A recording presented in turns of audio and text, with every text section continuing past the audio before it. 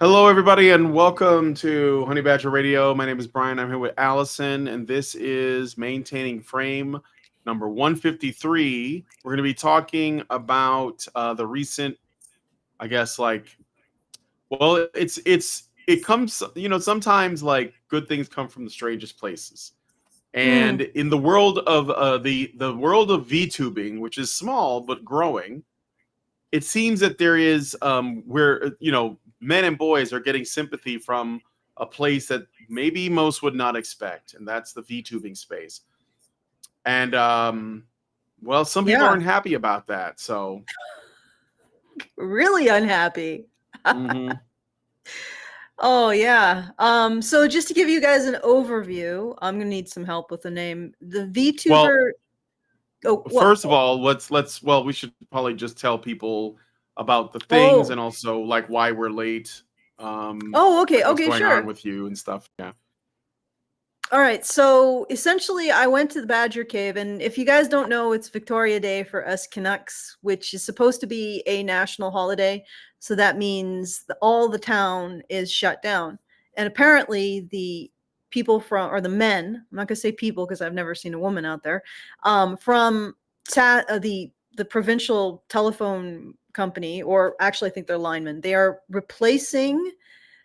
They're not the telephone people. That was a different thing. They are replacing the electrical poles, bringing electricity. And when I got to the Badger Cave about an hour before the stream started, I saw them out there, and I actually put up a short, which is a little bit like snide, but not about the linemen, just about how they aren't really appreciated. But I saw them taking down the old pole across the street from the Badger Cave, and they just had trundled the new pole in, and I was like, oh, okay, this is going to take hours. And we had no power in the Badger Cave at all. So I went home and I set up here, which is not the greatest backdrop. It's just a plain beige wall with my stripy blanket behind it. And so that's why we're late.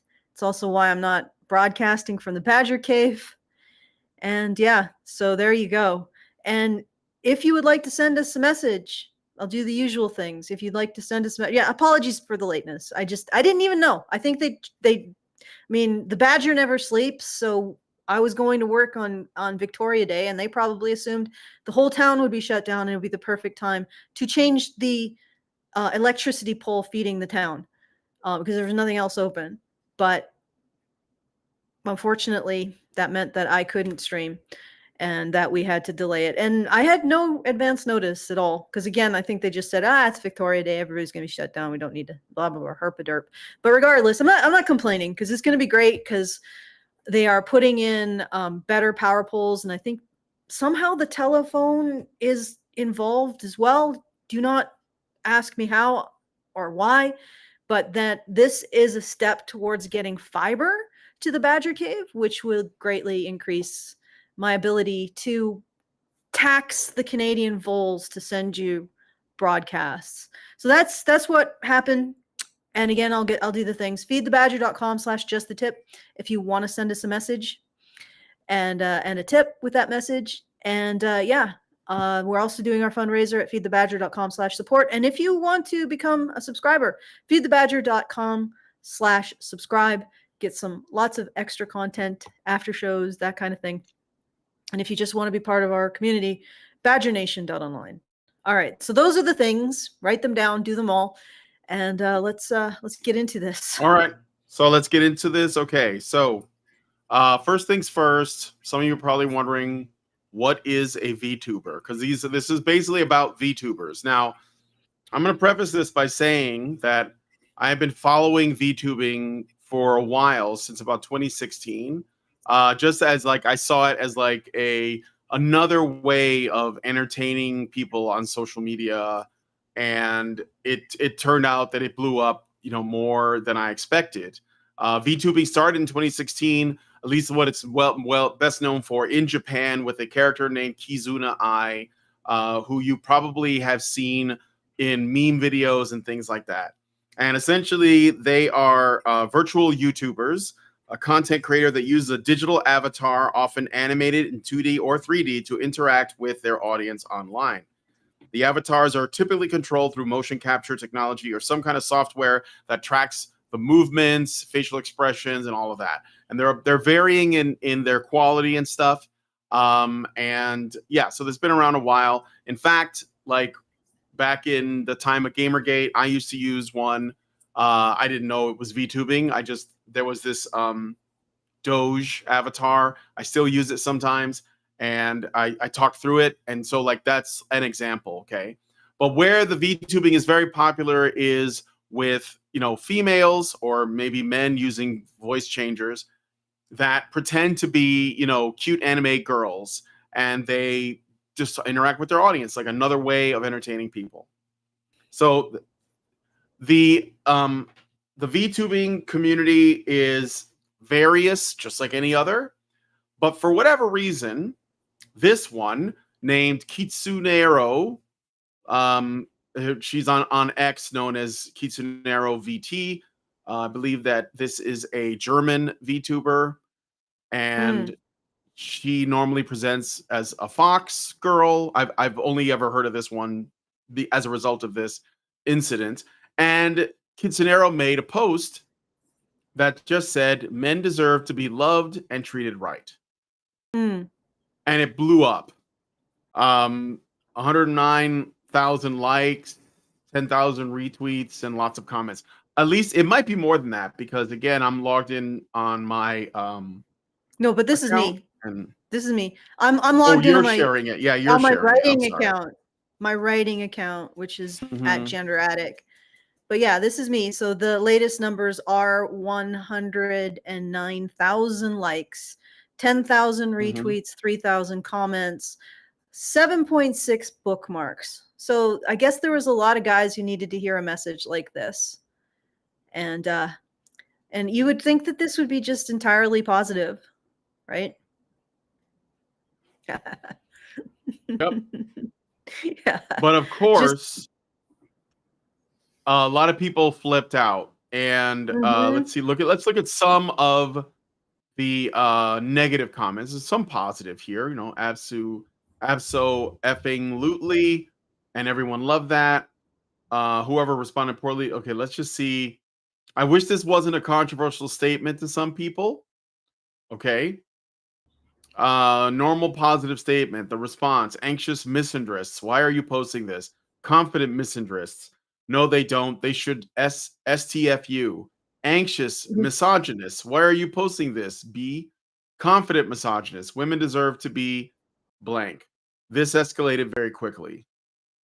I bet you get a lot of hate from toxic feminists. Oh, here's one. Heart says, "Oh, shut up." And this person, I think, yeah, this person is described as an XOXO from LIA, proud evil woman, 23, chronic yapper, engagement ring. So somebody that is getting married and just does not like that. So is there anything else that you thought was really? I mean, you can look at the posts and control them.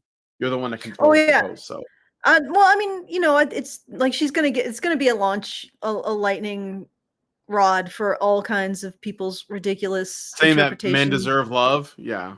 Yeah, that's gonna men deserve love. Of course, they'll say that this goes without saying. Why are you even saying it? Even though if it went without saying, then most people would just be like, "Yes, thank you, Captain Obvious," and then move on, right?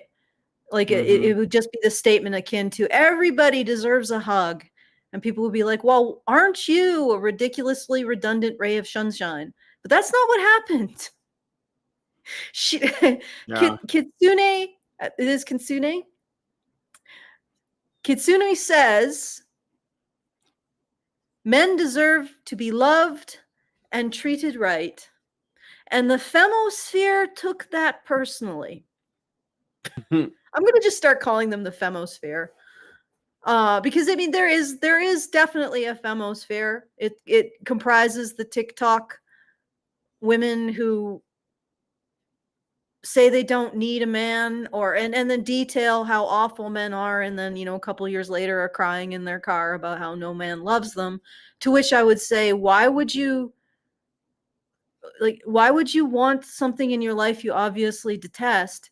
And then you have the female dating strategy people, and then you have the feminists and the rad femmes, and you have like these sub communities of women with eating disorders that clump together and reinforce each other's psychosis. So I mean, yes, there's a femosphere out there. It is it's actually, in my opinion, more disturbing than the manosphere. So the femosphere found this Not even innocent close.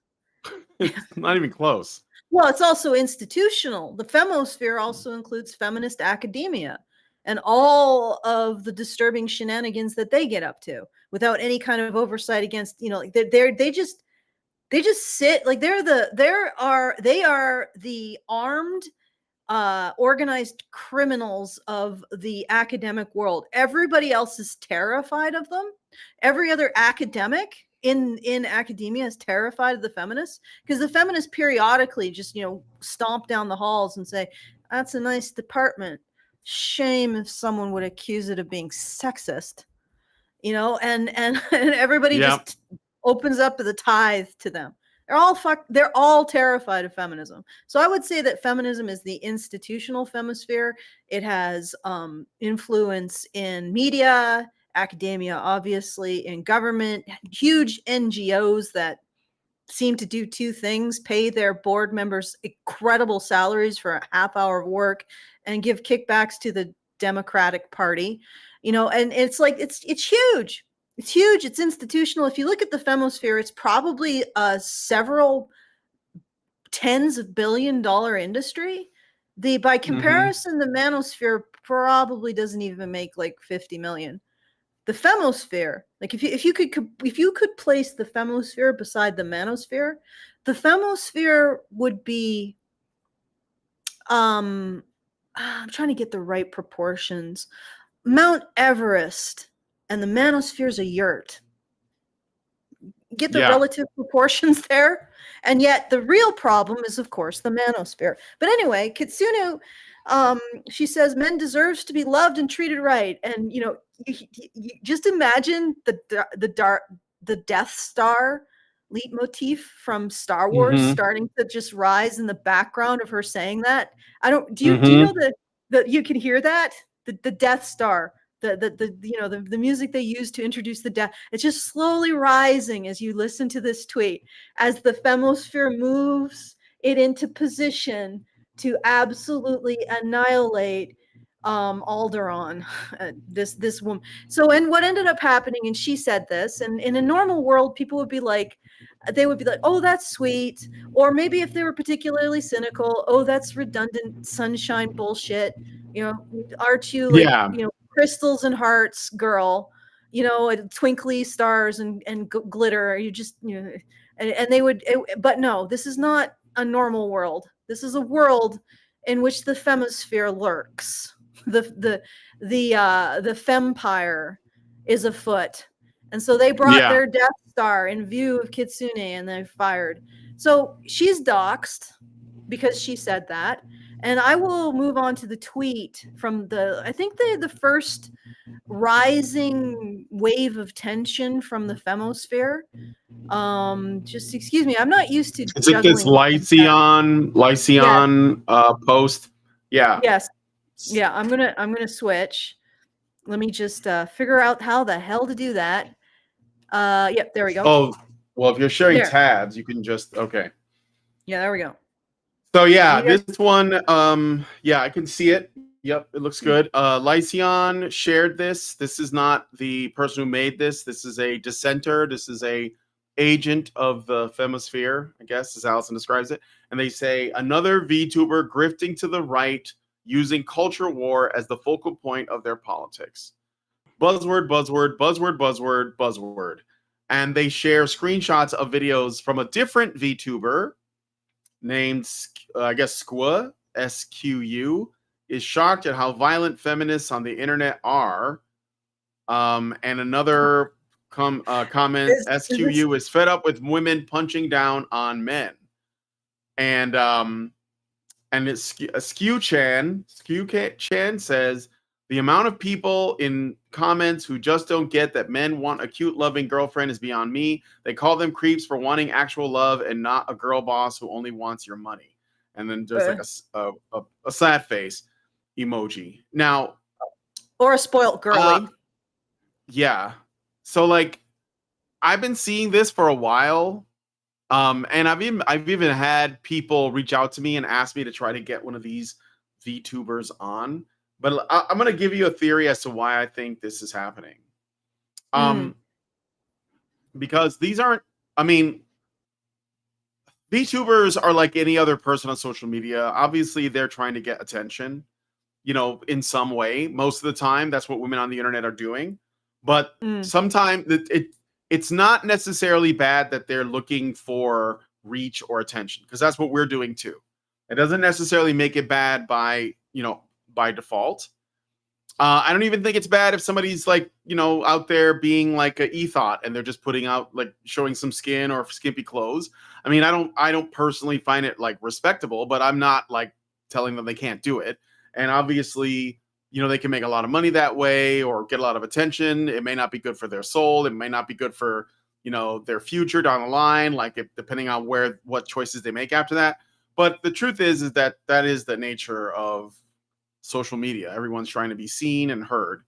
And I don't have a problem with that on principle, right? I guess it just comes down to how you do it. And VTubing is like a way for people to get out there without necessarily sharing too much about themselves, like who they are. But also, I think that it's like cosplaying, you're like dressing up as a character. And I think that VTubers in particular, they have a lot of men in their audience. And I think that because they have a lot of men in their audience, they're communicating with a lot of men. They're learning things about these men that maybe, like an e-thought wouldn't get. Like it's like a different audience, right? Like there's no Saudi princes messaging VTubers asking them to be flown out to Dubai so they can take a dump on their chest. These are like guys that are into anime and stuff. And so that's probably why they like these VTubers, because they're like cute anime girls. And I think it's like a slightly different audience. And so it could be, and I know some cynical people will say they're just like, using these guys for emotional validation and all that. But then there'd be no need for them to come out and say that I think that these guys deserve love, or I don't like the way that feminists treat them. They wouldn't need to do that, and they would still make money. And there's plenty of people in the VTubing space that are pretty like, feminist and activist like. So it's not like it's completely clean of that. But I do think that there is like a strange disproportionate number of VTubers that are more sympathetic to men than like 3D women online are. And that's kind of weird. But it is, I think it is a phenomenon that I'm noticing. Like a few that come to mind are, besides these, so this is Skew Chan and Kitsu. There's a number of Fox girls for some reason, but there's one named Smug Alana who had been doing like a lot of reaction videos to like, people like the exploits of what's the name of that chick, Bonnie Blue, the woman who banged like 1,000 guys in a day, or she'd be reacting to girls on the whatever podcast, or like looking at some like feminist content and giving her take, and she seems at least like critical of it. I mean, I didn't watch a lot of it because like it's not easy to watch VTubers all the time, but yeah, like you got Smug Alana, you got these guys, you got Kirsha, who's basically like, when I saw Kirsha, she her whole thing was she was doing these deep dives into things like DEI and Bridge and BlackRock and everything. And I was like, that is really interesting, because a lot of other VTubers were doing the same kind of thing. And again, it could be chasing the clicks, but I don't think they're not massive because of it, Like I think the biggest ones are still just sort of like playing up more mainstream things that everyone likes. But these people are going against the grain. So yeah. Well, I know that their one going theory is because there's no, you don't show yourself physically, and the like that's completely neutralized as sort of a factor of competition. They can't criticize you on your looks and say you're a pick me or whatever. Well, I I mean, mean, they I'm will sure anyway, but I'm sure they'll call them a pick me. But yeah, they can't, they don't, yeah, there's no, the criticism on your looks is lessened, but that wasn't what I was really getting at. It's like the competition is less in terms of looks and more in terms of personality, which might itself lend itself to favoring women who don't substitute feminism for a personality or intelligence. So they have to actually evolve interesting commentary, interests. You see what I'm saying? So it's yeah, like they because they're competing on the level of a personality. And this isn't my theory. It's a theory that was relayed to me by someone in our patron Discord, badgernation.online. And so I'm actually just suggesting it, that because they're not competing on looks, they're competing more on personality. Maybe that lends itself to not being a feminist, or at least not despising men, and maybe even questioning the feminist framework that men oppress women, because if you have a personality, you don't need as much victimhood to get through the day. Let's put it that way. You don't yeah. have to be as much as addicted to victimhood. Okay. So that's a possible explanation. All right. So Yeah, I mean, I think that there's like I said, like if you're talking to the same people in your audience all the time, and streamers are usually like always online, like I don't see how.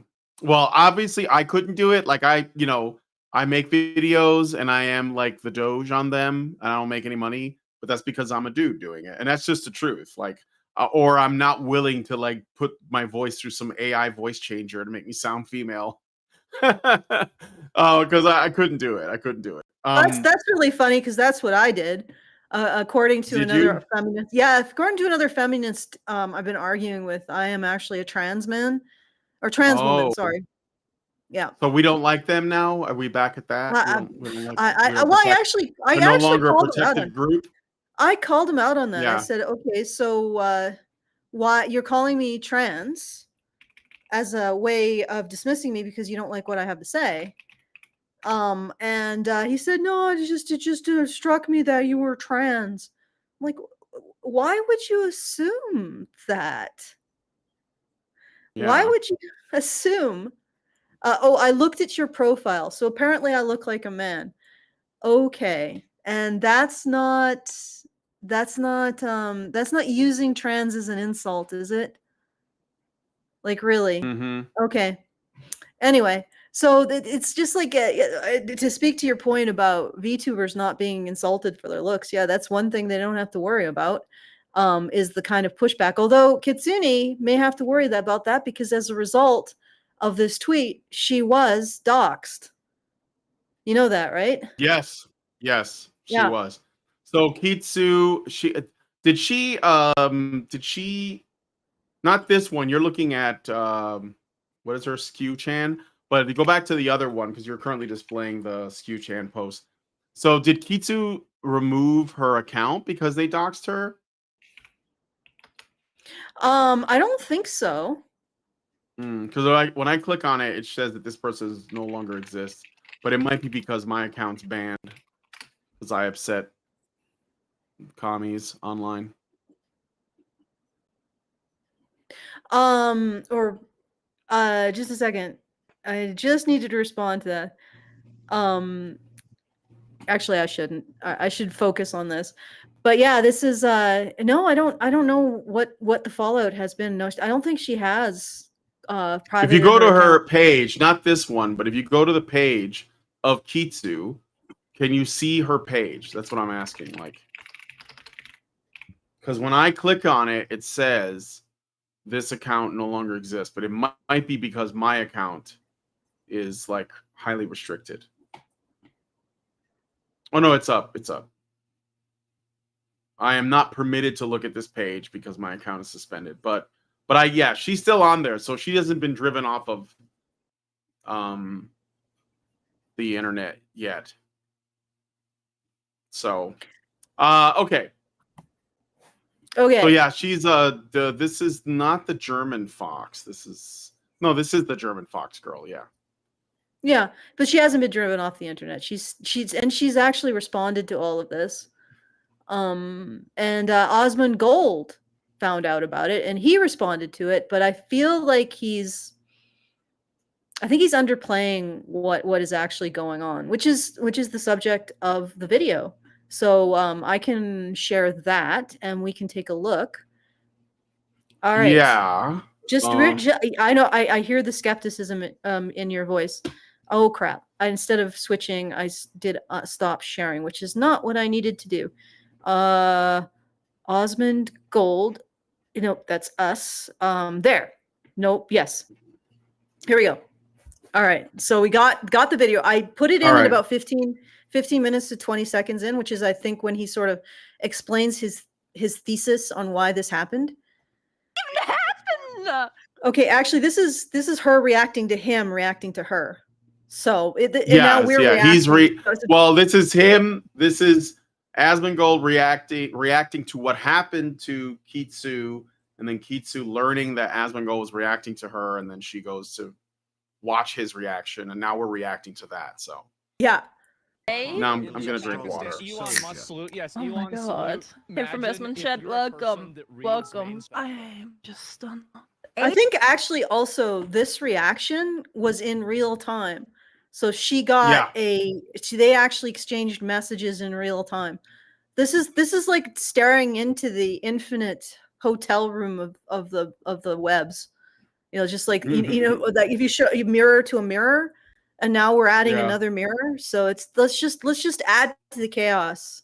89 subs and 3,540 bits? When did that even happen? Thank you. Oh my god. Did you read the Kirsche doc? We were in the middle of it until I was told that Asmon is talking about me. Which is common numbers, they do. Hey Kitsu, what did I miss? I don't know really where it is. And no, I guess not. But anyway, let's see if I can find. I do wonder. I think if anybody has any sound sensitivities because they're autistic, this is not the stream for you. It's utter chaos. Yeah, right. And, new follower. Nobody's getting mad about the non-criminal. It's total auditory chaos. Yeah, there's much love from Roaches. Asmon told us you could use some support. Okay, where the heck did I miss this? I think it was before. I think it was before So that. anyway, they're like vipers. Yes. Oh, okay, yes. Here we go. This is where Osmond and of course we have an ad to add to the auditory chaos. Okay. So with her Cash App in her bio, okay, bro, you want to talk about toxic masculinity? Yeah, sure, you can get me on that. But let's talk about toxic feminine behavior as well. These girls are so fucking toxic. And my point is with that crazy girl on Warcraft. Let's go back to the crazy girl on Warcraft. Sorry, guys. I still cared about the guild. Oh my god. What is this? Oh my god. Men deserve to be loved and treated right. And then so this was in March. And so it got 100,000 likes, 8.4 million views. A lot of people really seemed to agree with this. I genuinely didn't expect this to blow up as much as it did. I also didn't expect all the positivity in the comments. And then some person says, oh, shut up. Proud, evil woman, chronic yapper, and it says that she's married. That poor guy. Oh, man. Jesus, bro. F's in chat for my boy. So they're basically attacking her fiance here. Then saying, well, I mean, no, I think that they're saying that if a man is married to a woman who would say that, then that man is probably going to have a hard time. I don't think it's an attack. Yeah, you're right. It's an acknowledgement, like, dude, like, yeah, why are you? You're engaged to someone. No. The woman who said shut up or whatever, STFU, to Kitsune for basically just saying that men, like the men deserve to be loved or whatever. That woman who said that, she is the one that was married. So it's a woman hating on men that also happens to be at least engaged or something. Okay, all right. And well, Asmund was allegedly. basically saying like F's in the chat for that guy because Yeah. like I mean because yes, rip. Yeah. it's all ogre.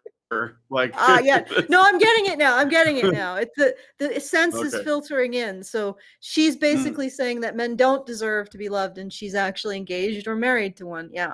That rip. Yes, yes. there F's in the goes. chat for him. That sucks, bro. Wow. And interaction bait, nobody gives a shit.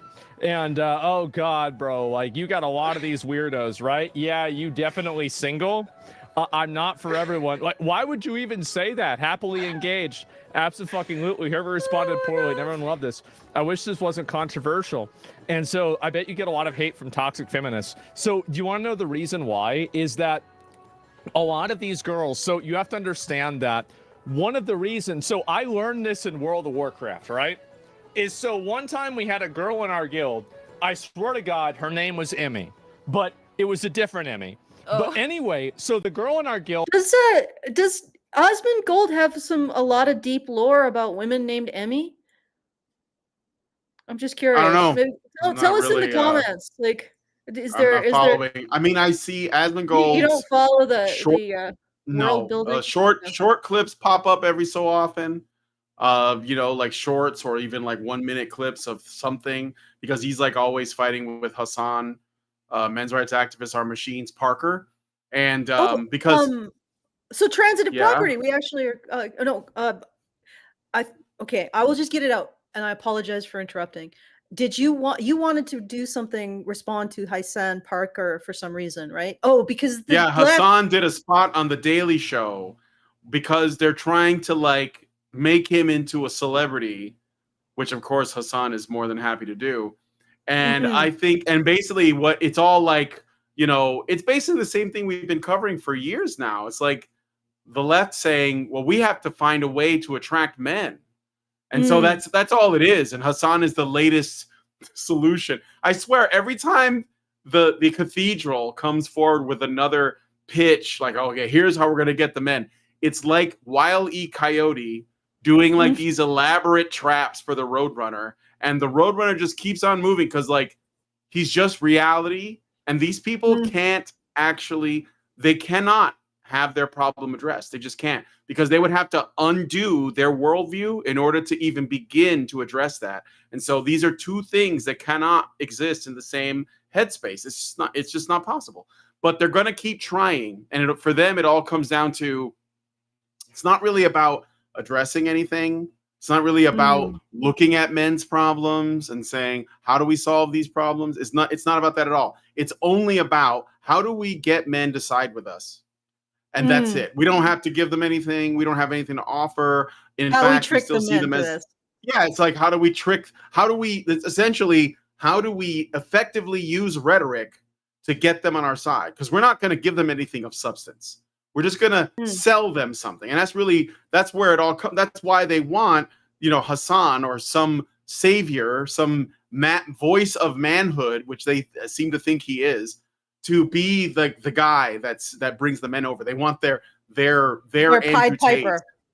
Yes, they want their Pied Piper, their Andrew Tate, their Jordan Peterson. And obviously Hassan is right at that level. So I think it'd be really funny to look at. That's all. So yeah, definitely. Okay, so let me continue this. And Hassan's always fighting with Asmongold because Hassan used to be the #1 Twitch streamer.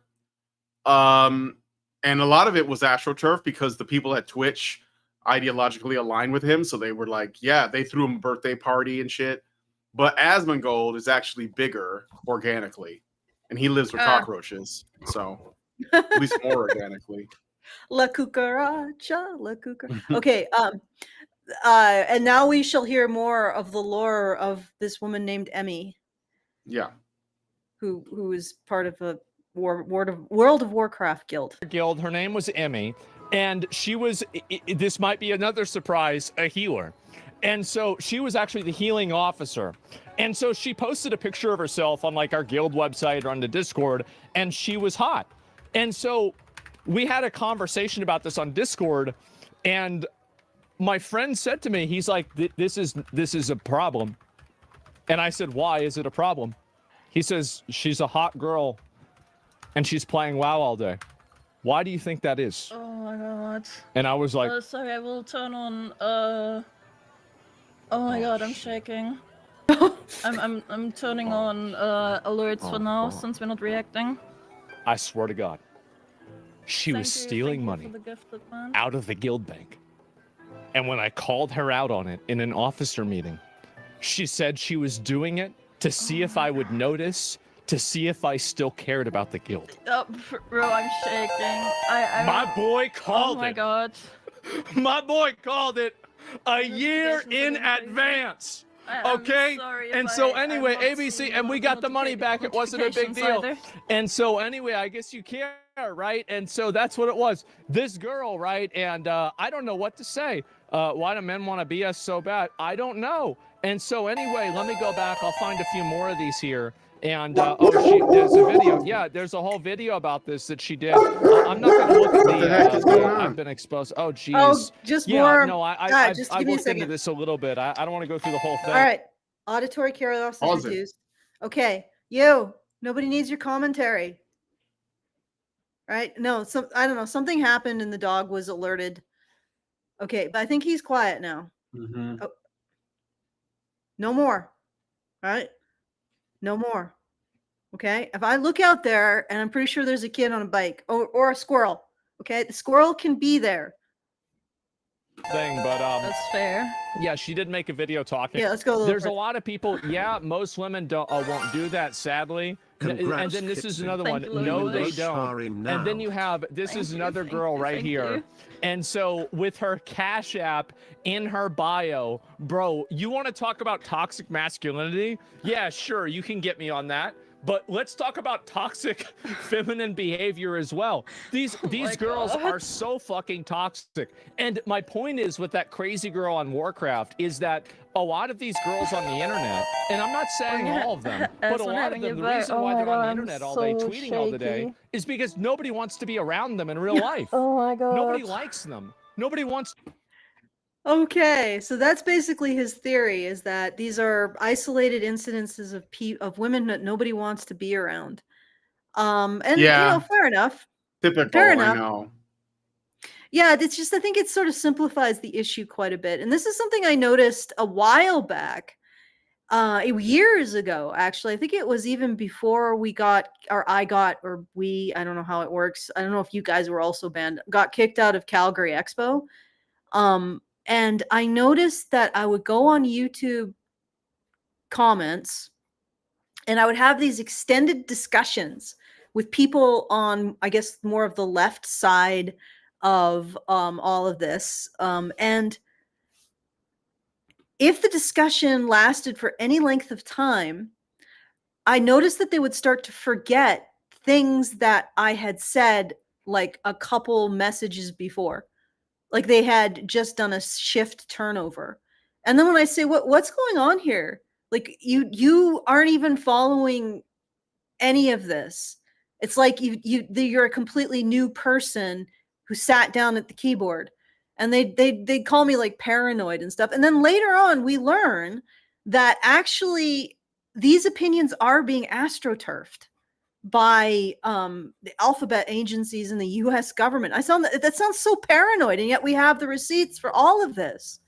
We have the documents indicating that they have actually funded initiatives to astroturf alternatives to the things that we say. You know what I'm talking about, right, Brian? Maybe you can explain it better. But what I'm getting at is this isn't necessarily isolated people. For example, RadFem Hub that was infiltrated by Agent Orange, they were an actual nexus of women in positions like nursing, childcare, kindergarten teachers, that kind. And they were talking about enacting violence against the boys and men in their care, and untraceable violence too. So this isn't just like socially isolated weirdos on the internet.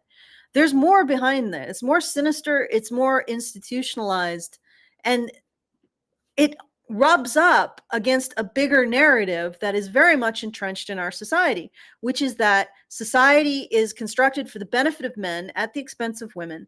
And that means that if women express love towards men, they are expressing love towards their oppressor.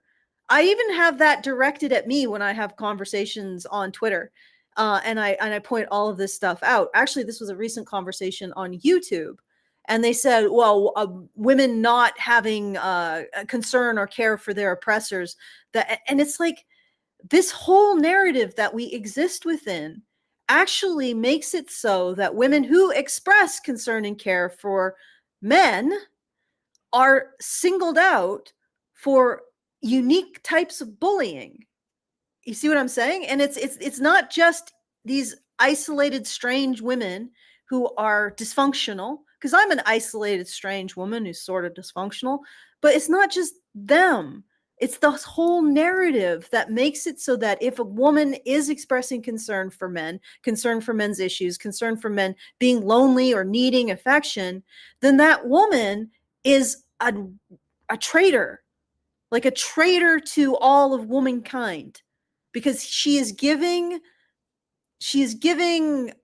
comfort to the enemy, essentially. So it's bigger than, like I said, it's just bigger than these erratic individuals engaging in this kind of toxicity. But there's an the element women are getting people doxxed and stuff. No, yeah, they're basically like, a symptom of the problem, which is like the overarching narrative. Like you get the couple of extra crazy, extra antisocial, and like man-hating, like overtly man-hating, I guess, because I think the whole thing is obviously man-hating. But sometimes it's like one of these things that sometimes it comes out in a real way, and then you get like the so-called moderates, and they're like, you guys can't do that, it makes us all look bad. But instead of saying, you know what, maybe we should question, why were we in a position where that could be normalized in the first place? So like, why are we in a place where doxing could happen?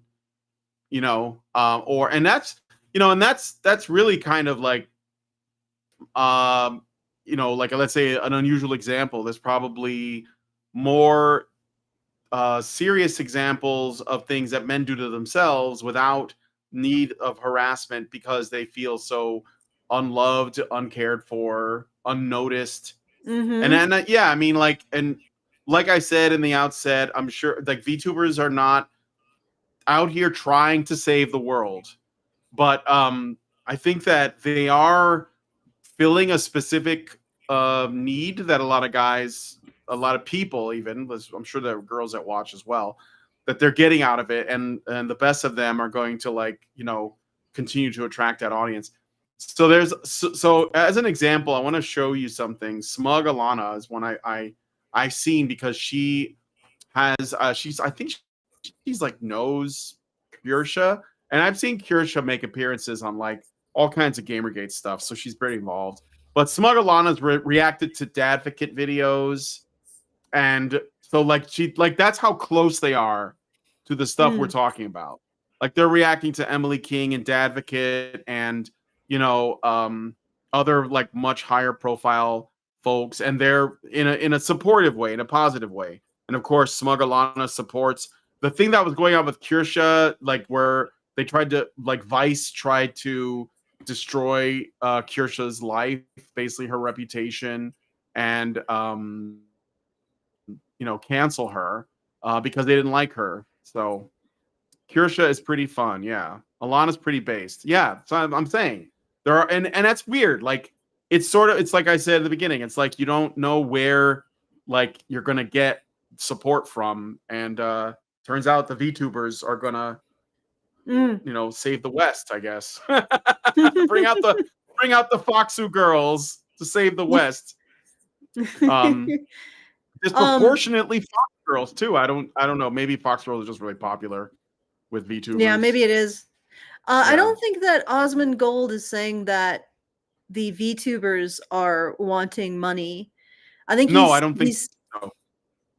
I think he's saying that there's this type of woman who engages in this kind of abusive behavior in order to get attention.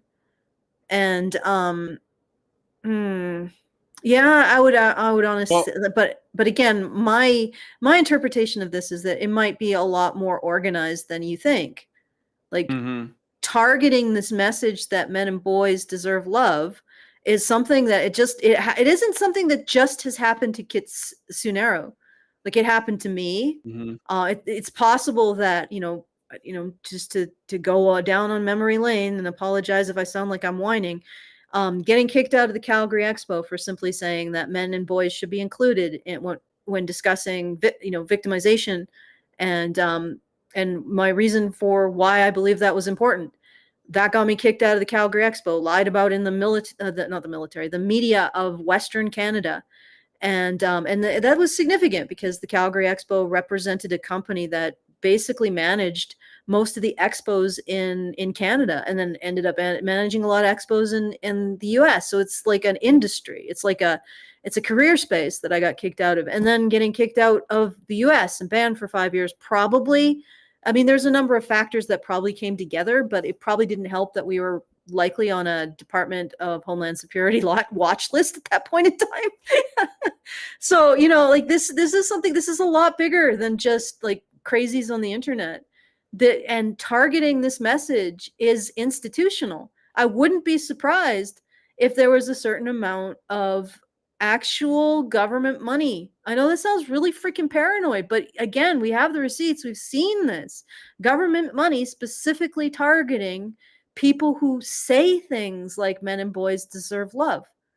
And I think one of the reasons why is because it starts to question this command narrative that has been in control of our society, that men and boys are unfairly privileged, that women love them too much, they care for them too much, and that then falls into all of these disenfranchised groups. If you care about men, you're disenfranchising them, and this narrative is specifically, in my opinion, targeted towards, I never would have said this, but I'm starting to believe it is actually targeted towards destroying the relationship between men and women. And I think that there's a lot of political interests behind that, destroying the relationship between men and women.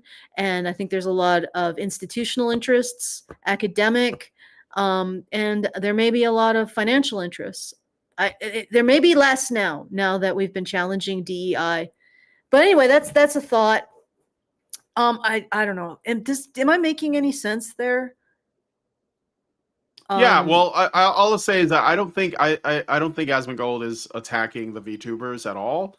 I think he's just sort of, maybe he's missing the scope of the issue, and I think that's what you're trying to point at, is that this is more than just like a couple of nutters online or terminally online people, but there's like something behind that, something insidious, something backed by three-letter agencies, probably something much more like nefarious at play. But I will also say that the reactions, so like they're not necessarily like the people who are dissenting against these VTubers that are speaking out essentially in defense of men just being men, like not even necessarily like love bombing them or anything.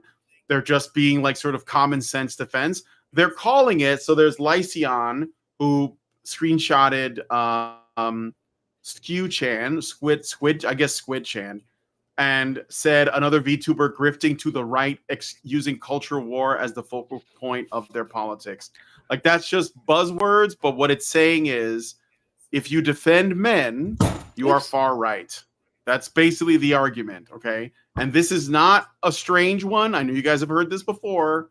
Nothing crazy. But this is how it works, and this is how you know these people are like programmed to respond that way.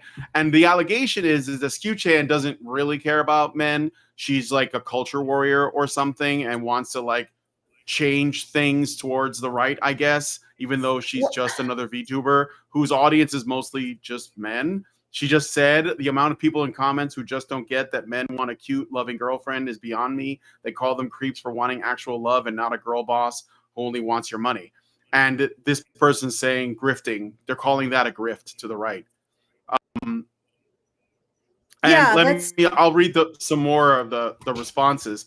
So Rosie Belmo responds, and I think that's another VTuber. looks like.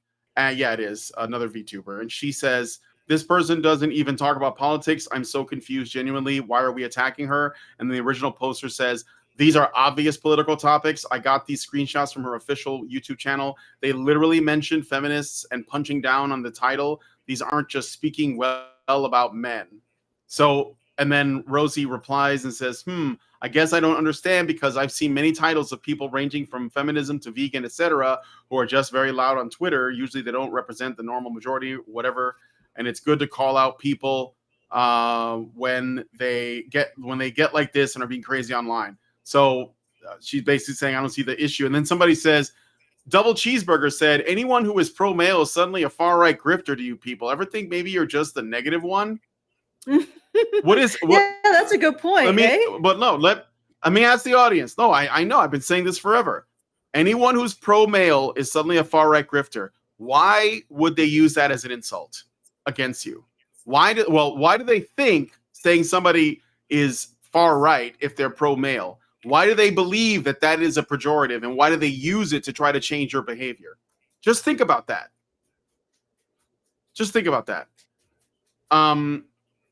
And yeah, so then somebody else said, caring about and respecting men does not make you a bad person. You're welcome. And then somebody else asked, another VTuber said, fellas, is it political to be a man? Yes, it is. I mean, not because we want it to be the case, but yes, being a man is political. It's a political statement to be a man. And this is something that we were like, I was talking about things being institutional. Yeah. If you look at the stuff coming out of psychology, they start talking about something they call masculine ideology. Masculine ideology. Oh, look, I got balloons. Cool. And what they mean by that is they're turning masculinity into a political position. And which is really interesting because if you actually watch their rhetoric, and this requires just sort of exposing yourself to a lot of different feminists from a lot of different sources, they consider a political movement, feminism, to be synonymous with a sex, women. And they consider men to be synonymous with a political position. Can you believe that? This is how it's all been distorted. Feminism, which is exactly a specific political ideology, is now a sex, right? And they conflate this constantly. So when you're talking about feminism, they say, "Oh, you hate women."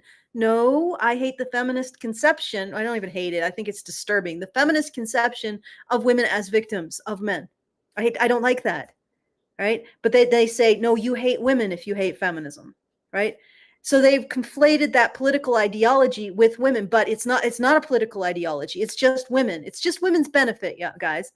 How could you be against that? But men on the other hand, are masculine ideology, are an expression of masculine ideology. So yes, men are a political position, and it's right there in the crap coming out about men from psychology, like feminist and tainted psychology. And being published by the American, I don't know if they publish stuff, but no, they do. They publish guidelines, the American Psychologists Association. So right there in the biggest psychologists, like the most influential organization of psychologists believes stuff like this. And they also believe that masculinity is a contributing factor to mental illness. And they're almost to the point where they're saying that masculinity is itself a mental illness. I mean, it's a very fine line. They have basically, yeah.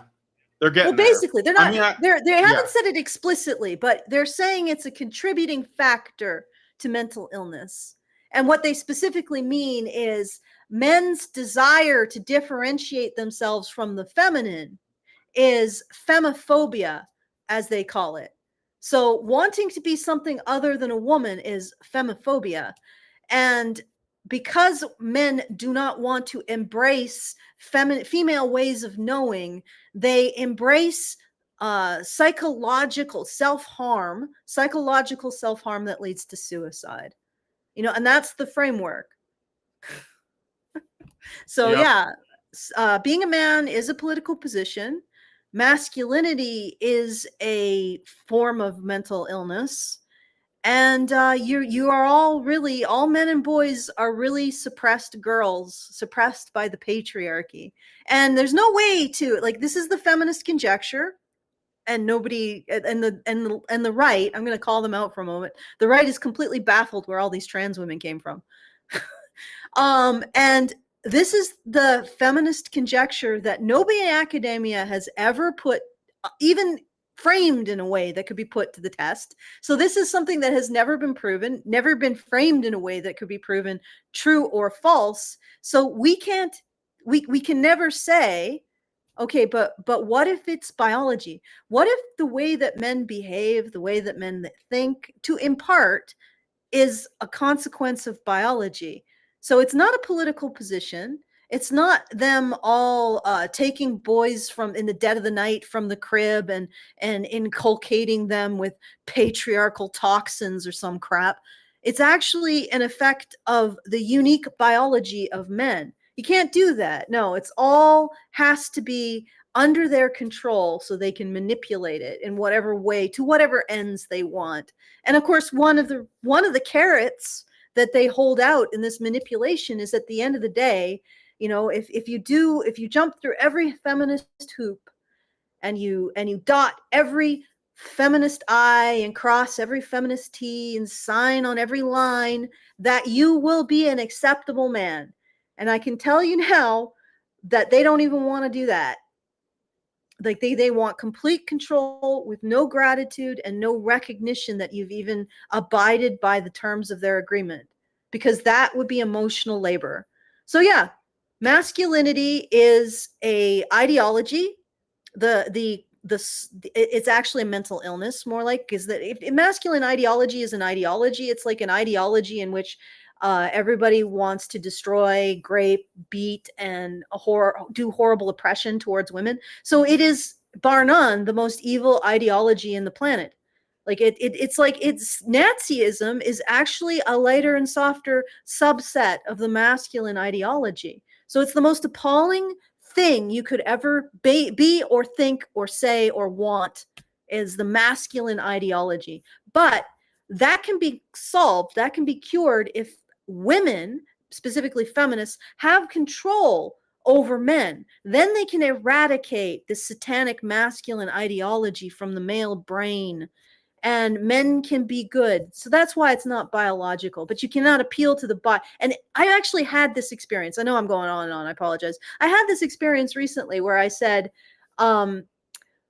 maybe the effects of society are a result of biology and not, and we're making men apologize for their biology. And some feminists said, I don't think it's biological for men to use rape and beatings to uphold patriarchy. And I'm like, that wasn't really what I was talking about. I was talking about men's greater interest in, like, computer science. But that's the attitude they have. That masculine ideology is not biological, it's social, and it's the most horrible thing in all of human existence. And the way that we solve it, even though it's not a bio-truth, it's not inherent to men, is that men need all control over their sense of self to feminists. Okay. I hope you guys got something out of that. That was a bit of a long rant. Yeah. I got a super chat out of it. So Albatross gives us $5 and says, it's not far-fetched at all. Remember, all the things USAID funded, they were giving tran operation procedures to monkeys and mice. All right. Thank you for that. Yes, that's true. Let me see. So, yeah. So the VTubing Fox girls are going to save, I guess they're going to save men. So look out for be sure to give pats to your local VTuber if you watch Fox any. girl. And and somebody in the chat mentioned that that I should try to get Kirsha on. I've tried to do that and like to no avail, but maybe I will at some point. I know that like we sort of like travel in similar circles. Like I've been on, some shows with people who have been on shows who have been on with Kirsha, but I don't know. I don't know how to reach out to her, but I would like to talk to her about it. I bet that she's smarter than you think, but then like there are some things that I know she said, for example, that MGTOW is feminism for men.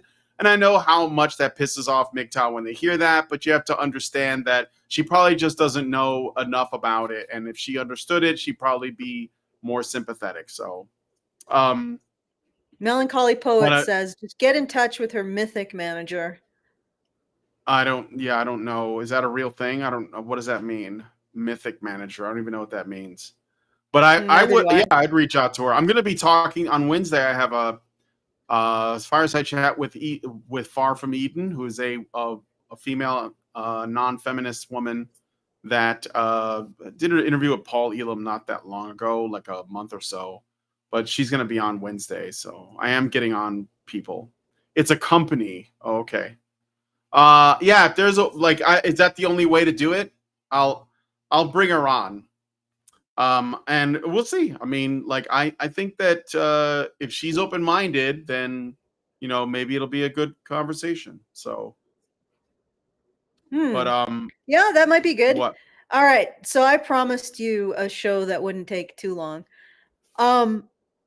Black Yeah. Fatigue. Your thoughts?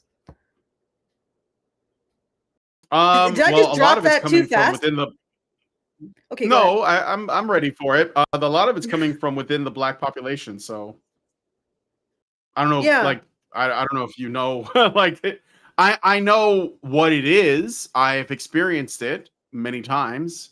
I lived in Chicago for most of my life. But I think that I mean like we've given something a name, but I think it's a phenomenon that is not really new. And again, a lot of the people who dislike it are also black themselves. And ultimately, you know, I tried to bring this up on X. There was a video going around of a black father, and he was throwing a pillow at a baby that was crying because he was annoyed with it, and it was harsh. Like I wouldn't say it was like I wouldn't call it violent per se, but it was borderline. Like it was a baby, like a toddler, not a toddler, but like a baby. Um, and people were talking about it like this was just like something innate to black people. And I said, well, there are abusive people who exist, and some of those abusive people are men. And it can be like, I don't know if this is his child or someone else's that he's being saddled with. Like if he's like a stepdad or just like a guy that's watching the child, we don't know the story.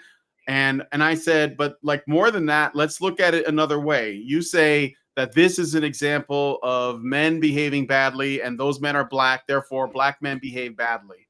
And I know that there's data that like supports a lot of stuff like that people claim, and I'm not pretending like that doesn't exist, but I think the important thing is it's very easy to point the finger at the guy that's doing something and not consider, well, wait a minute, if that is the biological father of this child, how did that child come to be? How did that child come to exist? Could it be that a woman had him? And if she did she choose to have it with this man? It looks like if that is the father of that child, then she did choose to have sex with that man and have a baby with that man, knowing that that man was probably not a fit father, which I said in my post. I said there are men who are unfit to be fathers, there are women who are unfit to be mothers. And if you have sex with and have babies with a man who is unfit, then I can't have a lot of sympathy for you because you have rewarded that man with a child when you could have like been a little bit more discerning and found a better man to father your children.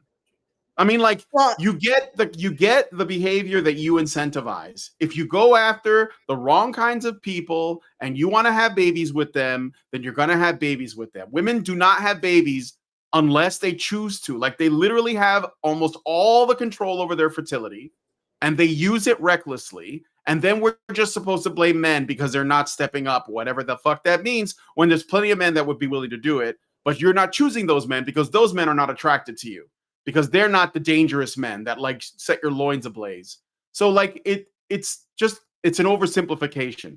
But why I'm bringing all that up is to say that we have a lot of criminality, bad behavior, lack of impulse control, and just straight up violence and revenge. All of this comes from generations of destroyed families and unsocialized people and like, soft on crime and all this other stuff. And that's what you're going to get. And the truth is that I think the people who are primarily impacted by Black fatigue are other Blacks because they're the ones that live with that. It's just that they don't say anything because, again, they also live in a culture of, snitches get stitches. So there's like a chilling effect around it. So but I think that anyway, I don't know if that is everything that I want to say about it, but I'll say that Okay. for now. Well, let me ask a question. Black fatigue, doesn't that refer to being fatigued by this whole narrative around oppression or racial No. oppression? Okay. No, it's Black fatigue is people sick and tired of the whining and the violence and the mob robbing, the crime, like all the bullshit coming out of the Black community. But again, Yeah. like that is a product of the absolute state of their culture, the family, and like it starts somewhere. Somebody's having babies, and Mhm, men and don't do that. So like yeah, you've got a point there because every child that's born is a result of a series of decisions by a woman and only a woman. So the only person at this point in time that has the ability to prevent a child being born is a woman and only a woman. So the question becomes, and I haven't actually seen this video, so I don't know how harsh it is. Maybe he just needs some therapy. I was just using it as an example, but I think he was like he Frustrated? lost his patience with the baby, and was it was like a couch, like those couch throw pillows. He was throwing it at the baby while it was like lying there. And again, like people were shaking it around like it was so shocked and aghast. And I was like, yeah, that doesn't look good. But like, why? Like you're looking at these two individuals. You're not wondering, how did we get here? That's what I'm saying. How did we get here? Because well, that the other thing is, the other thing go ahead. I wanted to point out is if it is frustration and it's momentary, probably because the baby is fussy, or there are initiatives to try to help people with those emotions, because newborn infants are apparently incredibly taxing, and this isn't I know. necessarily like if he's throwing a pillow at it and it's not injured, then probably maybe therapy or anger strategies or something like that would be more sensible. But the overall narrative around this is fatigue with the destructiveness and the violence in the Black community, correct? I would argue that no, there's another component to all of this, because the Black community has been subject to an experiment, which is the government, and this was a partisan initiative as far as I know.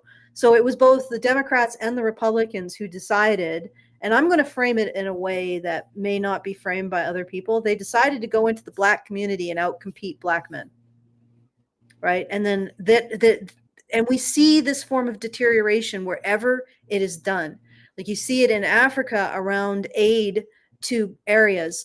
When you artificially suppress a local economy through aid, you get gangs, because it no longer is about producing resources. It's about distributing and controlling resources.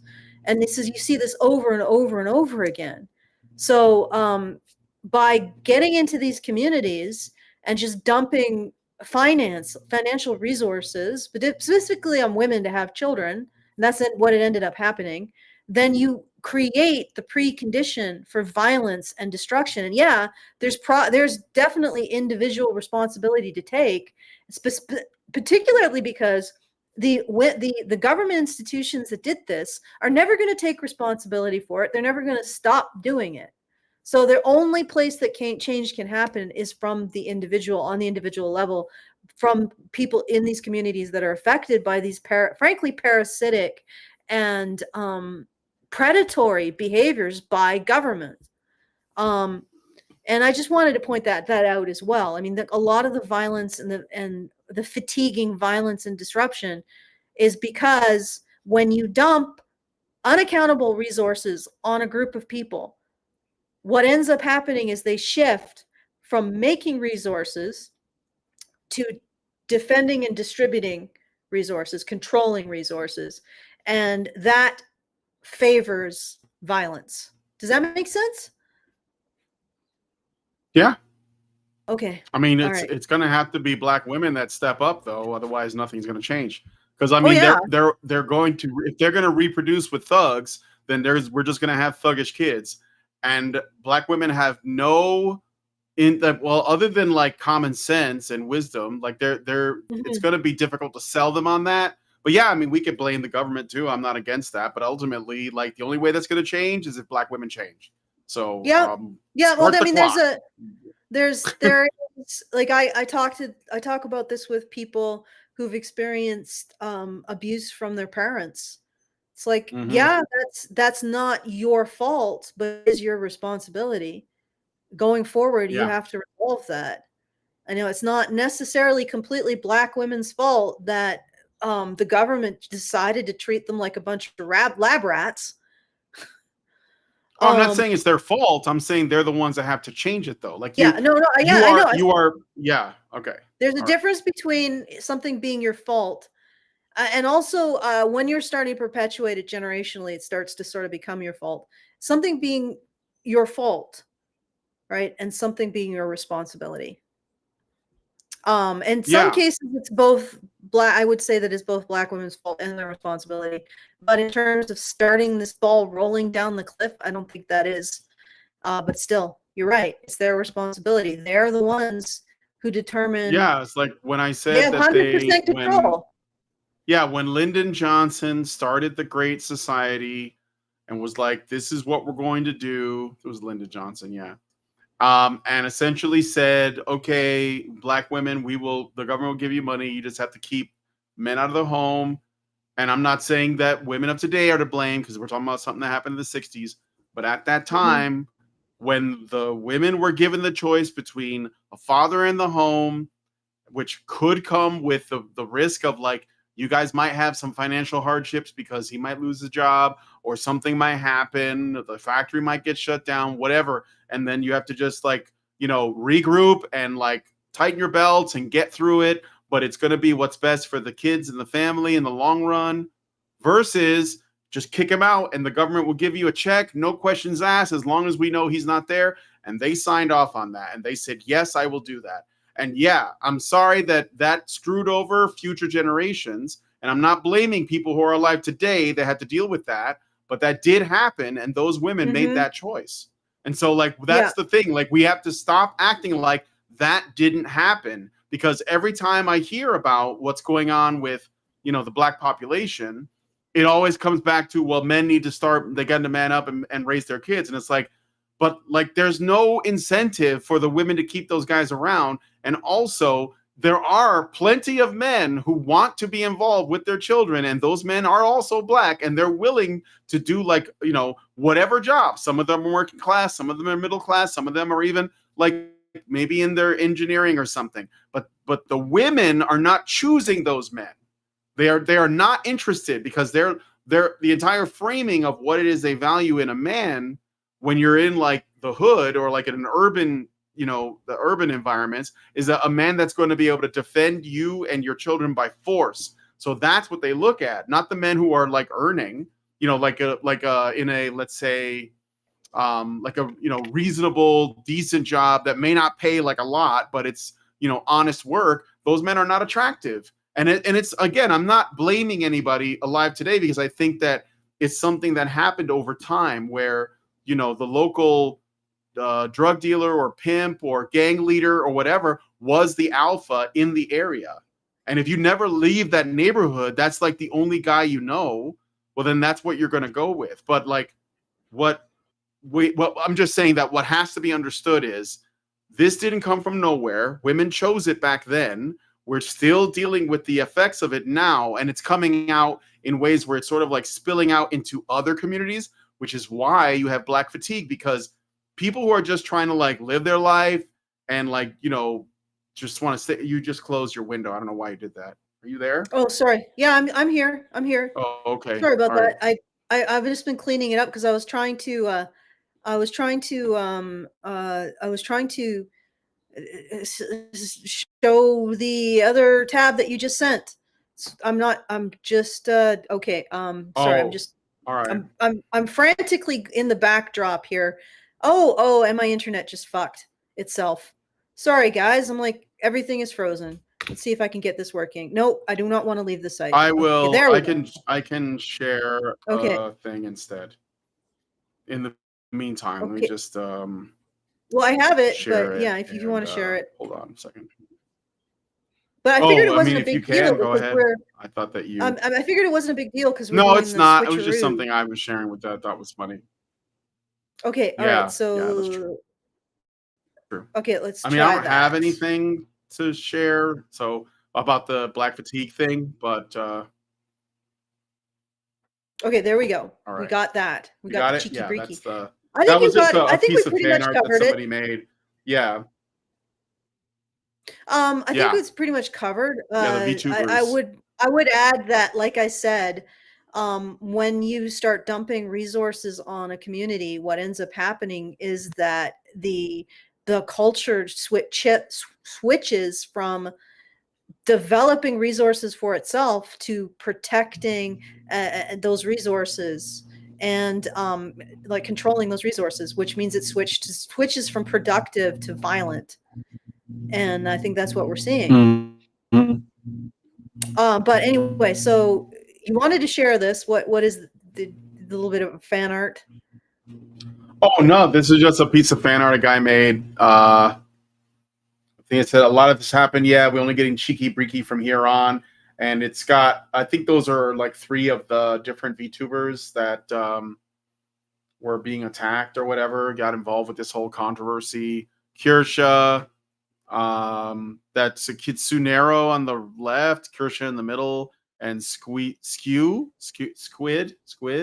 whatever. I don't know, on the right. So, Squooch are you guys seeing everything okay? And I think there's like Yeah. seems to be like a delay or something on the stream. Oh, no doubt. Like it's because of my crappy internet. To be honest. Yeah. All right. And my crappy video camera. Should we Yeah, I mean, the only other thing let me look in my little bag grab. There's a really cool quadrupedal motorcycle coming out of Kawasaki. It's just conceptual though, so I don't know. We could look at this thing. This might be interesting. Let me load it up into my share this tab instead. Yes. Okay. So can you guys see this? Yeah. Not yet. You can't hear it? So nobody can hear that. I see it. I don't hear anything. I don't see it. I don't hear it. What? I'm sharing it. Nope, I don't see it. Unless it's your internet is doing something. No, my internet's not doing anything. It's just being like, for whatever reason, you just can't see it. What are you doing, internet? What are you doing, Video Ninja? Okay, all right. Let me see. Let me see. Oh no, you're moving some things around. That's not it. Yeah. Okay. You can put it in that tab, I guess. There we go. There we go. Oh, this one. Yeah. Donald Trump dumped food into a fish pond after Shinzo Abe did. Why are you trying to make that a negative I don't even story? know what that it was like talking about there. it's all of these hoaxes. The very fine people hoax. I mean, I remember the line. Yeah, they're never called Nazis fine people. He said there were very fine people on both sides, except the neo-Nazis and white nationalists who should be condemned totally. He said that. Holy shit, brother! Some violence. I don't live in your bubble, man. I don't. You don't live in the fucking news, dude. Come the fuck on. You don't read the fucking news. This is what fucking blows my mind. No, I remember describing this man as a massive slob. The guy, Adam, I think it's Adam Ruins Everything. he has this incredible fucking level of smugness. It must be it should be registered like a freaking weapon. Okay, let's finish this. I just It's don't have. a WMD. Did not. Sorry? Did you say something, Brian? I said it's a WMD. It's a WMD. Oh, a weapon Can of you hear mass me? distraction? Yeah, I can hear you. Yeah, I hear you yeah. now. Okay, let's finish this. Call neo-Nazis and white supremacists very fine people. Bro, it's been almost 10 years and you still think he did. That's No, what's I fucked up. didn't say I think he did. I just don't know what you're talking about because I don't like. Joe I don't listen Biden. to your shit. It's not about This was everywhere though. Like this was like it doesn't, like he doesn't have to listen to the evil far right Tim Pool in order to be aware of this rhetoric because it was from his side. Okay. All right. But I guess he's going to pretend like he's just incredulous. This is the most annoying debate tactic. I don't know if you guys have noticed I don't know what you're talking about. I don't want what you're saying. Feminism talks about men oppressing women. It does not. I have never heard of that. You've seen, you guys have you encountered that? Just let's pretend that the reality isn't what it is. not about listening to my shit, bro. It's reading the news. It's fact checking, bro. I got Snopes for you. They're not a conservative publication. Even Snopes was like, guys, I don't know stop why saying you're. this. I don't know why you're shouting at me. I was just asking you to explain. Because the issue we have, and I apologize, because I'm not trying to shout at you, I'm shouting in exasperation, that we've had two liberals on in the past 2 weeks who didn't know this. And I'm just like, for the love of all is holy, I just, all I do all day is I read. Okay, Tim, no offense. This is a debate tactic. Of course they know this. Of course they know about it. But because their side is not going to be flattered by recognizing it, then they just pretend it's like the same debate tactic that I've called out before. Feminists will start an argument by conceding everything, and then they'll start pretending that it's just not true. It's like, oh yes, the emperor has no clothes. By the way, here is my 50-page dissertation on why the emperor is indeed clothed. And it's like, and it's not about recognizing reality. It's about giving the emotional impression of being correct. You get what I'm saying, right? He's giving the emotional impression of being correct with his weapons grade smugness. He got what he wanted out of it, which is the only victory he could get. He got Tim Pool to say, "I'm sorry," because he was like, "Why are you yelling?" It's basically saying, "Why are you triggered?" Which is basically saying, if you're emotional, that means you're wrong. Even though Tim is frustrated by his obvious obtuseness, but that's on purpose. Like, these people are not brainwashed. They're not stupid. They're being sophists. like they're not being illogical in a way that you can explain. Like, oh, I see. You seem to misunderstand. Here, let me explain all of the reasons why this logic doesn't follow, so that you will join me. Take my hand and I will take you on a journey to the truth, because I know that's actually what you want, because you're a good person that believes that, if we want to make the world better, we should start from the truth. So here, take my hand and I'll show you. No, he doesn't want that. They just want to win. And to win, they will say whatever they have to say. Remember I said earlier, this is how you know you're dealing with these people. When they don't talk about like what's true, like why is Hassan Piker being pumped up by the Daily Show in this which I'm not going to do today, but we could maybe save it for Friday or something. And they're bringing him on, and what do they say? What was it that Shoe on Head did a video about? And she was like, we want a Joe Rogan of the left, and she said you had one. His name was Joe Rogan, which, by the way, she was wrong about that. Joe Rogan was just a guy. He had like opinions over here and over here. He wasn't someone who was a mouthpiece for the team.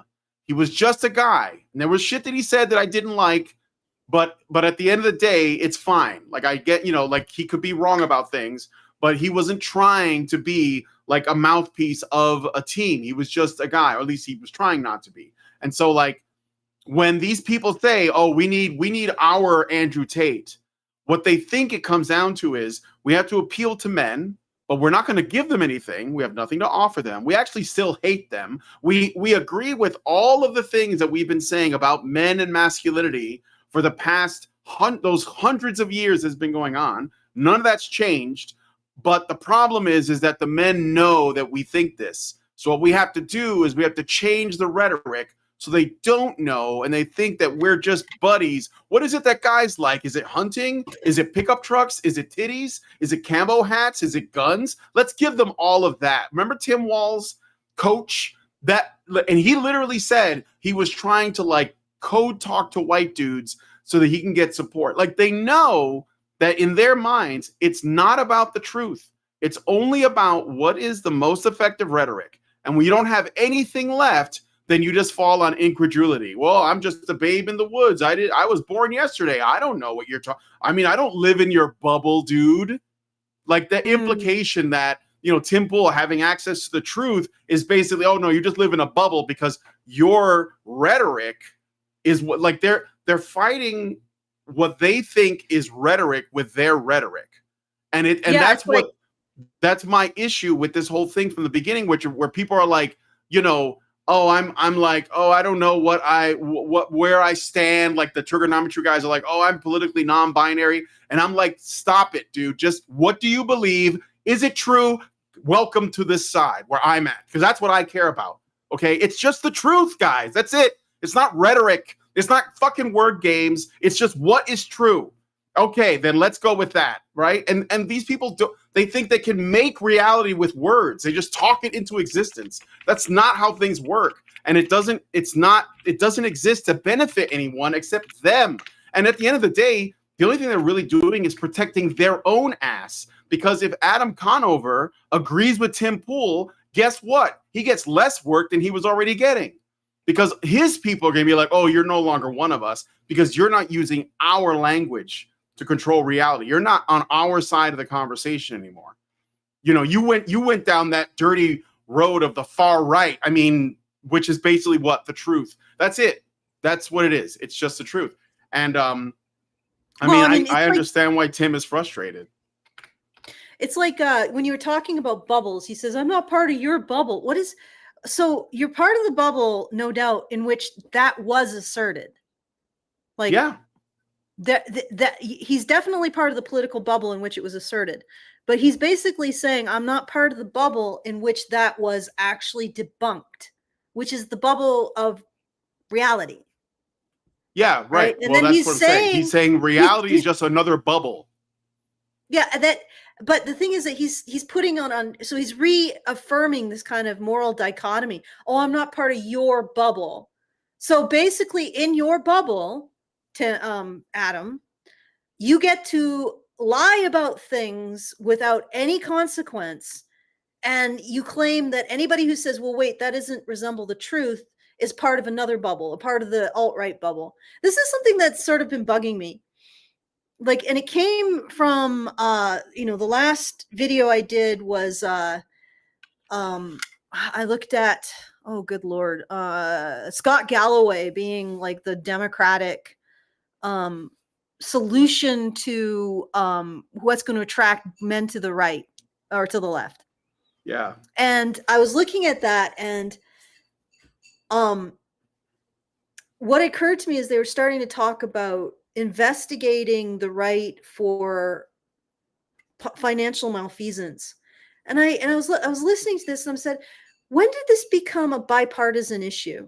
Like, no, not a bipartisan. When did this become a partisan issue? If there are people on the right who are engaging in financial malfeasance, yes, they should be investigated. If there are people on the left who are engaging in financial malfeasance, yes, they should be investigated. And in fact, they should probably be investigated by a neutral third party, which there doesn't seem to be anymore in any political landscape. So and I was thinking about this, and it's like the entire landscape is losing all of those kind of third-party principles, and everything is becoming tribalist, so that there's no like outside morality that everybody agrees on. And this is something that I'm seeing in what Adam is saying. So the truth, fact checking, is outside his bubble. It's outside his reality because it doesn't serve his tribe. Do you get what I'm saying? And this is actually a bigger deterioration and a bigger problem than politics, is the deterioration of these kind of shared principles. Like, oh, that was something that was proven that was false, and the media, the side that I am part of, actually engaged in perpetuating a falsehood. That's bad. That's what Adam should say if there was still this kind of healthy sense that people shared principles. You see what I'm saying? It's like, it's winner take all, and this kind of tribalist, well, my morality is good as long as it benefits my tribe. Who cares what happens to the other tribe or the people outside who weren't even part of another tribe? They're just, that attitude is regressive, first of all. It's regressing morally. Like, so Adam is actually a throwback morally, because he's judging morality based on how it benefits his tribe, not based on like an abstract principle of trying to find the truth, trying to seek out the truth. You see what I'm saying? And it's sort of disturbing to watch, because the more you destroy these external moral principles that everybody should share within, for example, the Canadian political, the American, the British, the European, we should be sharing this desire for truth, desire for freedom of expression. We should be sharing a desire to reduce corruption and find it where it exists and root it out. But it's become, we've stopped sharing these kind of universal principles, and now everything has become everything for the political tribe and nothing against the political tribe. And I think it's extremely destructive to society. And I think Adam is just sort of demonstrating that kind of regressive thinking, that principles don't exist outside of tribal affiliation. Okay. Okay, let's keep going, I suppose. I'll finish that off. And there we go. Probably 500 news articles every single day from CNN, the New York Times, MSNBC, and all their aggregates. And then liberals come on and they believe things that were debunked 8 years ago. I didn't say I believed it. I was just asking what you were talking about. You didn't know this. Yeah, I don't know everything that you know. But this is what Biden launched his campaign on. Biden made a public announcement to launch his presidency in 2020 off of this lie. And you didn't know that. 5 years later. I don't know why you're getting on me about this, but it's I apologize. I'm not trying to get on you. Don't apologize. The exasperation largely with liberals. Oh, good Lord. I'm somebody in the comments said that Tim Pool did go back and call him out for this argument by ignorance, like smug ignorance. But even so, like, he didn't say, oh, that's actually bad. I'm glad that you corrected that. So there's no, I think Tim Pool probably has some principle around, truth, and sees it as universal. So in other words, if his political tribe is lying, then he would want them to stop that, and he would want to call it out regardless, right? So it's an overarching principle. But like, even Adam isn't like, well, okay, well, I guess that was not a good thing to nothing. It's just like, if my tribe gets called out, I'm just going to play dumb. Well, this is such criminal tribal thinking. It is, but it's I agree with you. Tim Pool's not engaging in that. And a lot of people who they would consider the right are also not engaging in that. It is tribalism, but it's more or less one direction. It's more or less just one direction, because there's the people that they feel like it's okay to twist the truth, distort, lie, project, and double down, because the fear of being wrong is so great that they can't help but continue to push and push and push. And Adam has, and a lot of people like that, and feminists, etc., they have internalized the narratives that they are making, that they are selling as their facts. And it is tribal for them, because they think, it's like they believe that everyone else is being as manipulative and as dishonest and playing the same rhetorical games that they are. And sure, there may be some, but I think most people who are, who are really seriously trying to like address things are trying to do that. They know that they can't do that without the truth. So they're going to stick with it as much as they can and be open to, correcting themselves or being corrected or finding new information, whatever. And they just say, well, I'm just going to follow this wherever it leads. I mean, that's what I've been doing for the past 10 years. And I'm not the same guy I was 10 years ago, probably because I tried to like stay open to the possibility that I might be wrong about this or that. And that's it. You just go in with humility and you'll be fine. And there was a guy, speaking of Gamergate, so there was a guy that I had on named Tachyon Blue. He was working on a book about Gamergate. That's kind of like a, I don't know, like a archive resource for all of the information. And when I had him on my show the first time, he was like, he had TDS all the way. He was like, there was no way that Gamergate has led to the current political climate. And I was like, no, I'm pretty sure it was a big part of it, because it woke up a lot of gamers to something that they otherwise would not have been interested in, which was the political landscape. And at first he fought me tooth and nail on that. Like he just, he tried to passive aggressively insult me, etc. And I was like, look, you'll be ready to learn when you're ready if you want to. And sure enough, years later, I talked to him not long ago, and we had a very good conversation. I didn't ask him about his views or anything like that, but I said, so look, I want to ask you, it's been like a while. Do you feel like you've changed in any way? And I asked this of everybody, if you feel like you've changed in the last so many years. I think I asked Jonathan Taylor that when I had him on to talk about his new YouTube channel, who used to do the Justice for Boys in Education. And he said, yeah, I try not to lie anymore.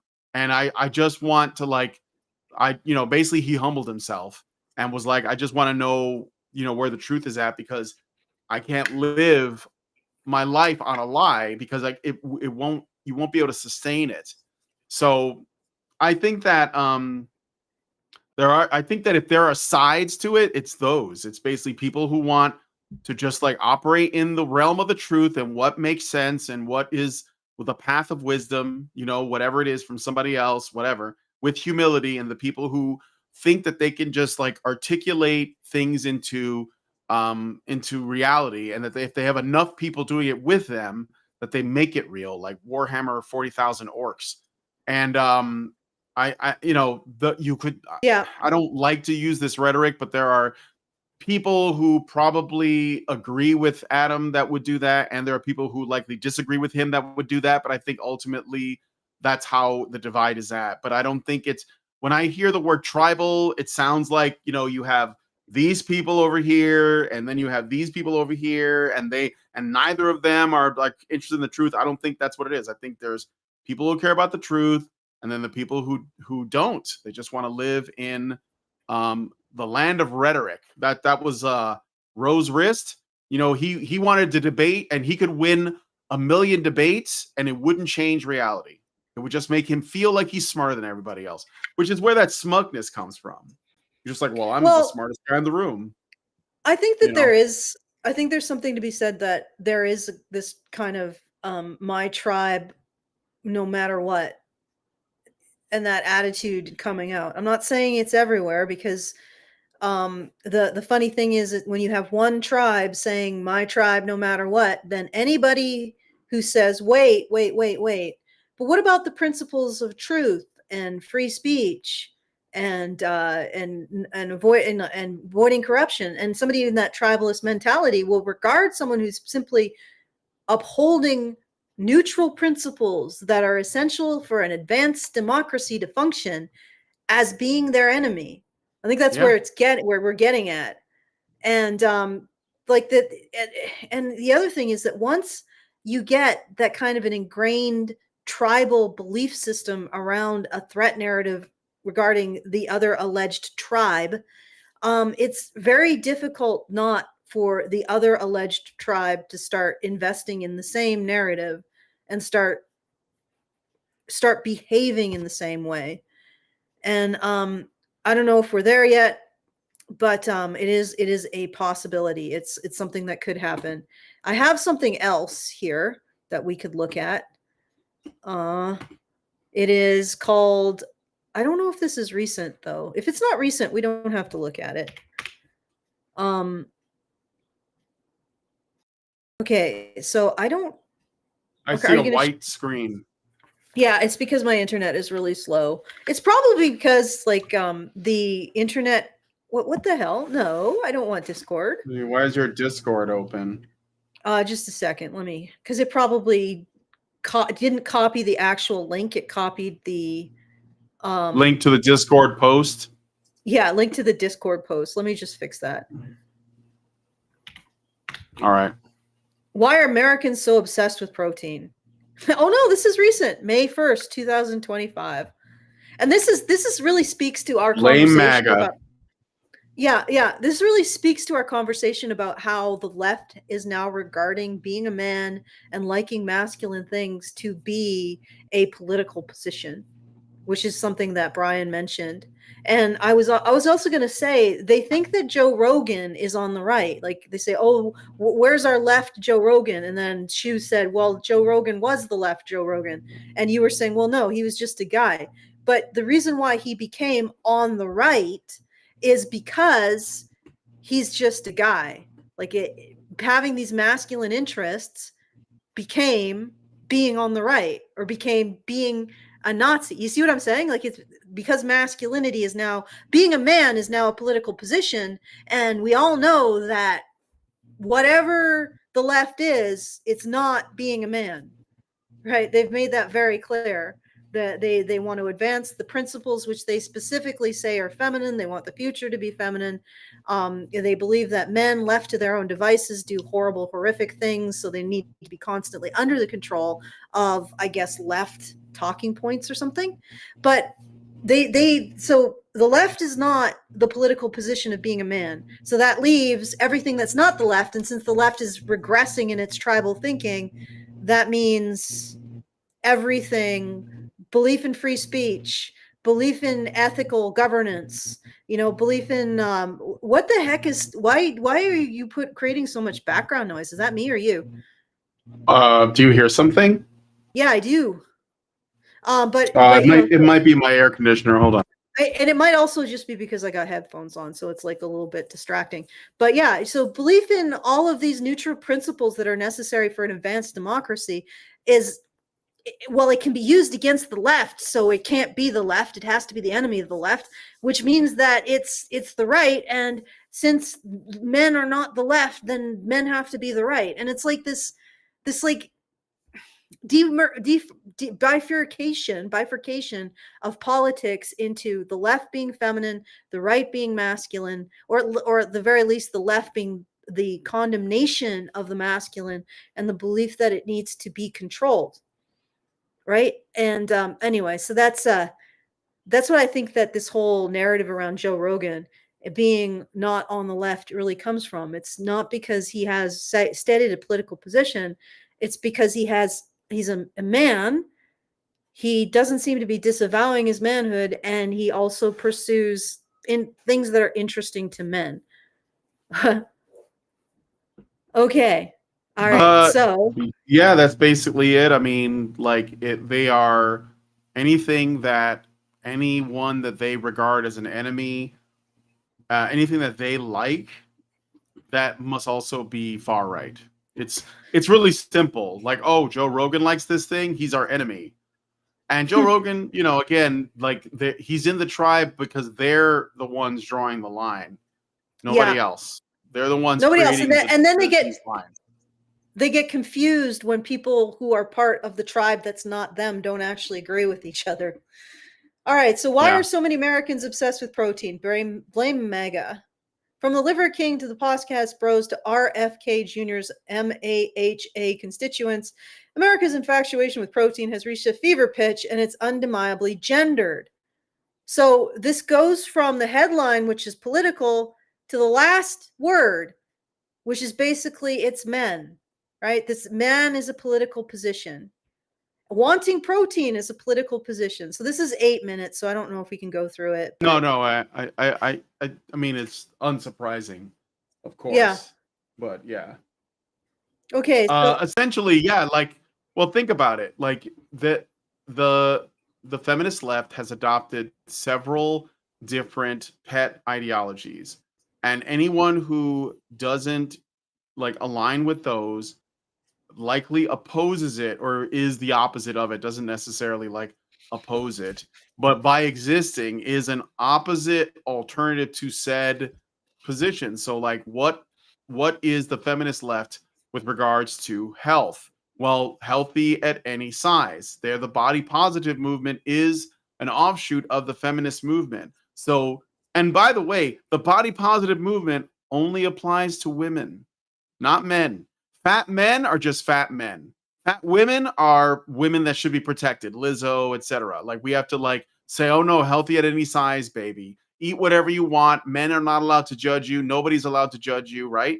You're beautiful. Everybody's a 10, but not the men, just the women. Okay, the body positivity movement only for women, not for men.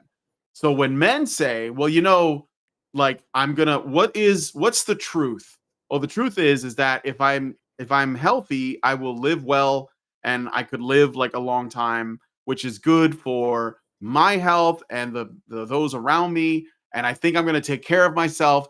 I'm going to look into some options for that. And they go watch Nick Fritas, like who's on one of the guys on there, or all these other guys that promote keto, or they're promoting like, you know, healthy ways to like lift or whatever. And so guys get into lifting, they get into MMA, they get into all of these health oriented things that a lot of men like and are interested in. Hell, some of them just watch an anime and they're like, I want to be ripped like that guy. And so they go to the gym. And these women say, oh, you're doing that? Well, that's the opposite of what we believe. So that is right wing. You're the enemy. And that's the only criteria. Oh, you care about your health? Also, you know, the fact that RFK Jr.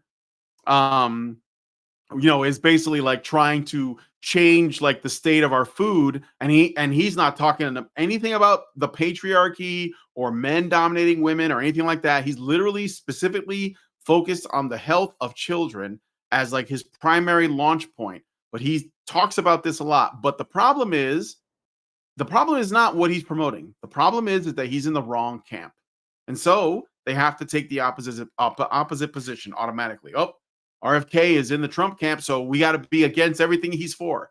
That's how they define themselves. They define themselves by being the opposite of whatever their enemy is for, even if that is common sense. If Trump started drinking water like every day, they would stop drinking water because they want to oppose him. If RFK said, you know, and he's like, we got to take the food coloring, these dyes, they're not healthy, they're banned in all these other countries. Why do we use them? Why are we cooking with these seed oils? We got to get rid of the seed oils. You know, we used to cook in tallow, blah, blah, blah. And he's like, what he's saying is true. And there's lots of science on it and studies. And there's a lot of people who live by it. And I know it's true, but it doesn't matter because these people, they just, oh, he said that, I'm against that. That's it. Like there's nothing else to it. It's really simple. The person I don't like is for this, I'm against it. So I'm going to do the opposite. And I'm going to code it masculine because for some reason that makes it more effective. When you say, oh, this thing is bad because men like it, it actually works. Like there are women who are because like, I think I think it actually honestly is it's an effect of the fact that men will police each other based on women's opinions. And I mean, I guess this sort of makes sense in the context of the evolution of the human race. If you don't in some way make the social environment amenable to women, you sort of die out to a degree. So that sort of spawns a sort of gynocentrism. And also women are the ones who inculcate the next generation with, I don't know if I said that word right, but whatever, the next generation with the emotional habits that allow them to work together, to have a sense of belonging with their tribe, to cultivate the resources in the area. So women are laying that basis. So there's a lot of giving women the right to determine whether or not men's actions are correct. And you see this with the continuity in terrorist groups. The women form the core, because they're the ones who are most central to the continuance of the group. And this is throughout all of human societies. It's something that feminists refuse to address as a power, that women are telling their children the social codes of the groups that they belong to, who they belong with, when and where they're deserving of resources, what resources they're deserving of, how they develop those resources. They're inculcating all of these emotional and cultural habits. It's a huge part of where culture comes from. And in fact, law and policy is downstream of that. And nobody wants to address that. So, but the ultimate point of bringing that up is that women control emotionally our understanding of the worth and the benefit of men's actions. And that's what feminists are appealing to when they say, well, this is a man's behavior, even if it's something neutral like free speech, that should be fairly neutral.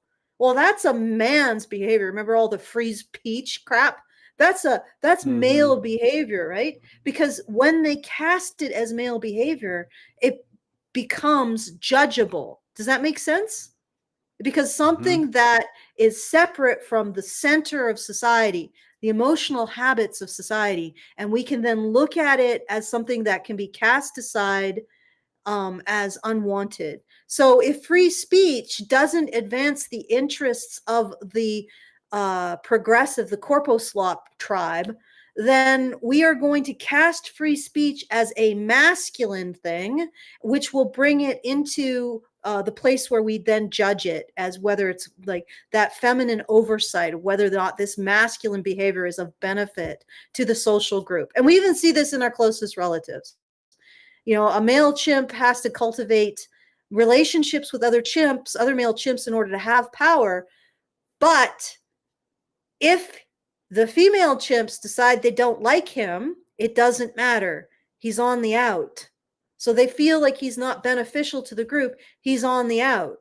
So same difference. If we cast a behavior as male, it becomes judgeable, right? If we cast a behavior as female, it's like nobody's like, oh no, that has to be acceptable. In fact, men seem to go out of their way to regard the most ridiculous and disturbed and unacceptable female behavior as just the cost of doing business, rather than something they need to judge harshly. And I could get into that. I think Zoomers are actually getting away from that quite a bit. But regardless, so when we say something is male behavior, then it gets put in the category of we can decide whether or not this behavior is acceptable to the group. Does that make sense? Mm-hmm. Okay, so I don't have to clarify Yeah. anything. I'll look at the chat if they think that I've said a whole bunch of stuff that doesn't make any goddamn sense. Allison, exactly. What the fuck do activists think they're appealing to when they demand the hopelessly wrong to do better? Yeah, that's what they're appealing to. They're appealing to women's control over the social acceptability of actions and principles and other stuff like that, and people. And they don't want to admit to it. And it's the dance I always have with feminists, because I say, well, what are you going to do? Like you're basically saying men control everything. Who are you appealing to then? And they can't say men. So they go around and around in circles, and we do a little waltz for like 3 days on Twitter, and they can't admit it. They can't admit to this power that women have to judge men. Okay. So I just wanted to bring up one thing from this article, and then we'll just call it a day. Okay, let me make sure I've got the right place, because it's all cut up with the recommended dietary allowance, RDA. Oh no, wait. Cohen points me to the work of the Harvard colleague S. Brian Austin in the Social and Behavioral Sciences Department, the School of Public Health. Everybody should feel a frisson of fear at that credential, who is the founding director of research and training program dedicated to eating disorder prevention. In 2022, she co-authored a paper examining young men's use of protein supplements. In its findings, warned clinicians to be aware of their male patients' use of protein powders and muscle-building supplements, which pose acute and long-term physical and physiological consequences. Last year, one of the co-authored studies found that muscle-building supplements formed a pipeline to anabolic steroids in young men. They need to take the word pipeline from these people's vocabulary, or they need to keep it under lock and key and say you only get this when it really is true. Of course, You got to write an article that the pipeline, the pipeline, the talking yeah. point pipeline to pipeline. Yeah. Um, Because muscle building supplements to anabolic steroids, there's probably no pipeline. It's just a Venn diagram in which people who use anabolic steroids also likely use muscle building supplements.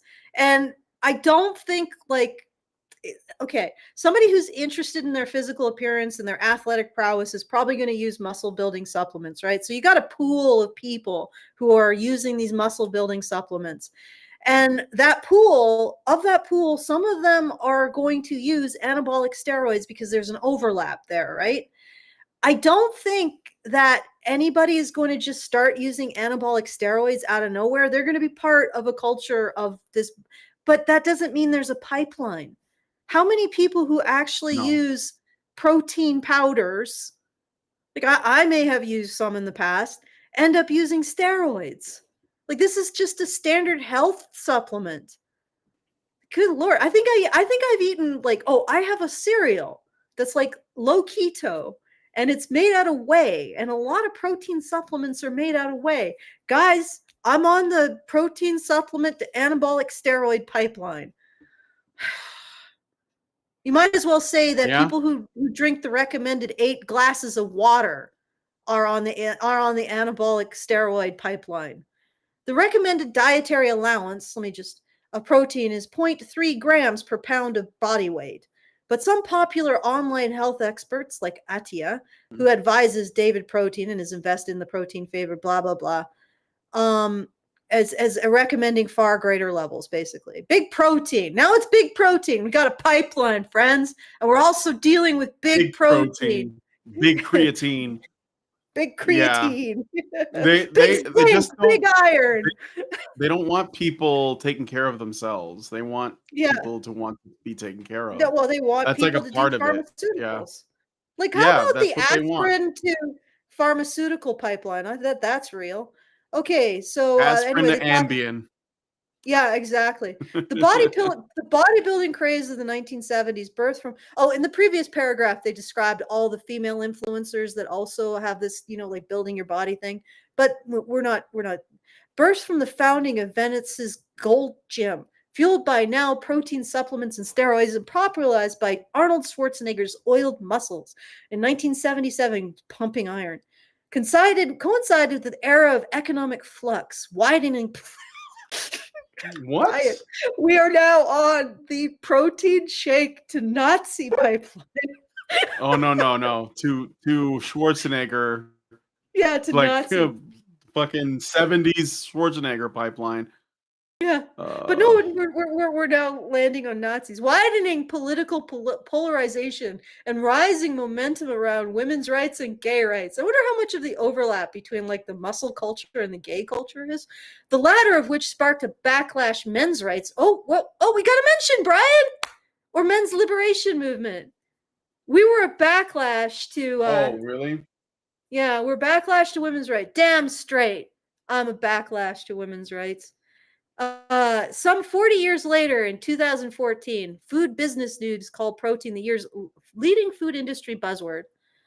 Then the report from NPD Group not only found widespread enthusiasm for the macronutrient, guys, they are demonizing protein.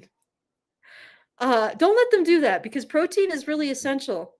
Many are willing to pay or have already paid a premium for these products. And by 2015, psychologists were finding that the overconsumption of protein among men will constitute an eating disorder.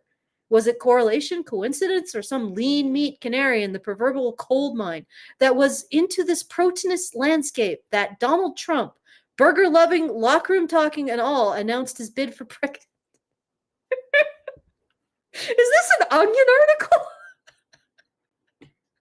No, it's Vanity Fair, which is pretty. I mean, it's in the name, I guess. Hey guys, we're all on the way to Donald Trump pipeline, and we're going through Nazi Town too. Like Donald, we're from more like Donald Pump. yeah. So we're starting with whey protein, and we're taking a trip into the oiled muscles of totally straight 70s gym culture. And then we're stopping a bit with like political polarization and economic insecurity, and maybe we're Weimar Germany about to be like in the Nazi, that kind of thing. Having a little touch on that, and now we're at Donald Trump. And also, I might add. Well, I mean, notice Hugo Boss uniforms are very slimming, but it helps if you're like you have a nice, like trapezoidal shape to your body. So. Art for Z says she literally stated the MRM is a backlash. Yeah, she backlash to gay rights. Yes. Completely irrelevant, actually, because gay men are still men. But yes, we are apparently a backlash to gay rights. Anyway, but what I wanted to point out in that is, did you see how they are turning dietary choices, which they term masculine, to be a mental health issue?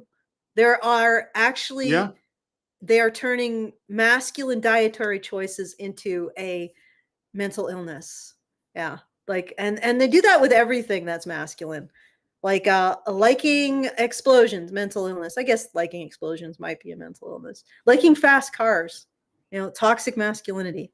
And toxic masculinity is itself considered to be a form of mental illness, it seems. In the favorable, it's like it might be something inflicted on men, but often it's just assumed to be something chosen by men because they just hate everything and everybody. But the reason why I say that it's framing masculinity as a mental illness is because all of the elements of toxic masculinity are related to dysfunctional and dysregulated behaviors. So, and again, the people who use that term can't identify anything positive that they associate with masculinity like they associate toxic traits. Anyway, I thought that was fun. And we could, I got to sit up. I'm like slouching further and further back. But yeah, we could, I thought this was really cool. I'm going to show it to you guys. Yeah, just to end on something cool, because now we know we can't eat meat. And also, things like honesty and integrity, they're masculine and they can be used against the liberal tribe. So yeah, so we can't do that. That now we have to judge that and remove that from society. Okay, here we go. What do you? Okay, sharing. Yep, I see it. Could you do it in theater mode so that we can like enjoy the no, full not thing? full. Well, you could do full screen either way. Yeah. Okay, there we go.